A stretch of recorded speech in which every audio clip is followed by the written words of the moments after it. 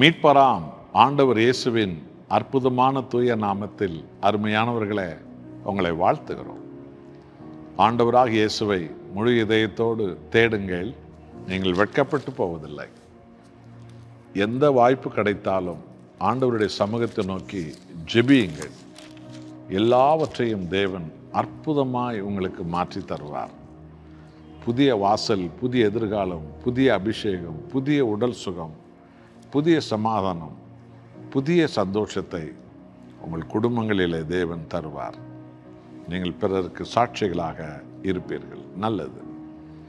1 தெசலோனிக்கர் 4ஆம் அதிகாரம் 7ஆம் வசனம் இப்படியாய் சொல்கிறது: தேவன் நம்மை அசுத்தத்திற்கல்ல பரிசுத்தத்திற்கே அழைத்திருக்கிறார். அல்லேலூயா. என் அன்பான தேவ ஜனங்களே, சர்வத்தையும் உண்டாக்கிய தேவன் அவருடைய ரூபத்தின்படி, அவருடைய சாயலின்படி நம்மை தேவ சாயலாக தேவன் உண்டாக்கினார்.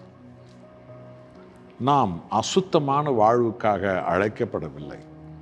சாபங்களுக்கு, துக்கங்களுக்கு, தரித்திரத்திற்கு, சாப நோய்களுக்கு, பீடை சனியனுக்கு, தற்கொலை சாவுக்கு, பிசாசின் அடிமைத்தனத்தில் இருப்பதற்கு, கெட்ட சிந்தையோடு, பகை விரோதத்தோடு, இப்படிப்பட்ட அசுத்தத்திற்கு நம்மை தேவன் அழைக்கவே இல்லை.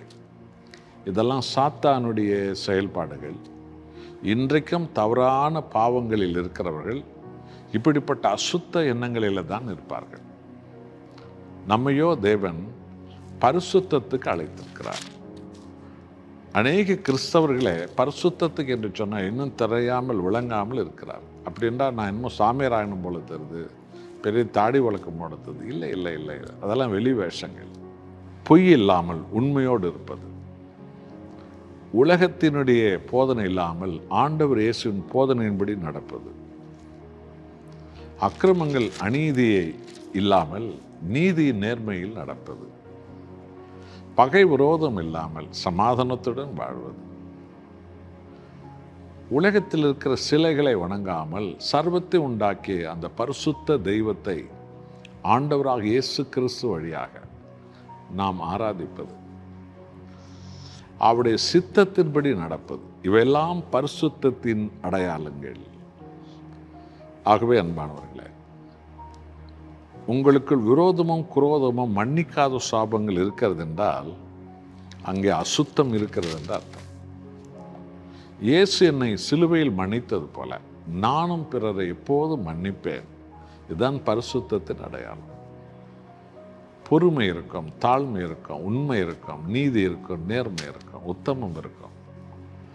எந்த சூழ்நிலையிலும் மனிதர்கள் மேல் நம்பிக்கை வராது, மரியாதை வரும். தேவன் மேல் தான் நம்பிக்கை வரும்.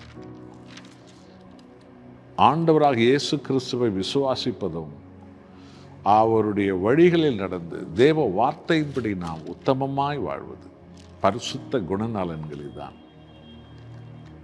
ஆசீர்வாதத்திற்குத்தான், வெற்றிக்குத்தான், ஜெயத்துக்குத்தான், தேவ சமாதானத்துக்குத்தான், நித்திய ஜீவனுக்குத்தான் நம்மை ஆண்டவர் அழைத்திருக்கிறார். ஆகவே இந்த நாட்களில் நமது வாழ்வில் தேவனுக்கு விரோதமாக இருக்கிற சகல தவறான பாவமானவைகள் எல்லாம் ஆராய்ந்து அறிந்து உண்மையாய் விற்றுவிடுகிறேன் என்று மன்னிப்பு கேட்டு உம்முடைய பரிசுத்தத்தை எனக்கு தாரும் ஆண்டவரே, என் உயிருள்ள வரைக்கும் அதில் நடப்பேன் என்று சொல்லி நாம் வாழ்வோம். நாம் ஜெபிப்போம். அன்பின் நேசரே, எங்களை அசுத்தத்திற்கு நீ அழைக்கவே இல்லை, உம்முடைய பரிசுத்தத்துக்கே எங்களை அழைத்திருக்கிறீர். அசுத்தம் சாபங்களை கொண்டு வரும், கண்ணீரை, துக்கத்தை, துயரத்தை கொண்டு வரும். பரிசுத்தம் ஜெயத்தை கொண்டு வரும், வெற்றியை கொண்டு வரும், ஆசீர்வாதத்தை கொண்டு வரும், நல்ல சுகத்தை கொண்டு வரும், உம்முடைய பிரசன்னத்தை எனக்கு கொண்டு வரும், பரிசுத்தாவினுடைய பலனை எனக்கு தரும். ஆண்டவரே, அப்படிப்பட்ட ஆசீர்வதிக்கப்பட்ட ஒரு வாழ்வை பரிசுத்தமாக இருக்கும்போது வருகிறது, அதை எங்களுக்கு தாரும். இயேசு நாமத்தில் பிதாவே, ஆமென்.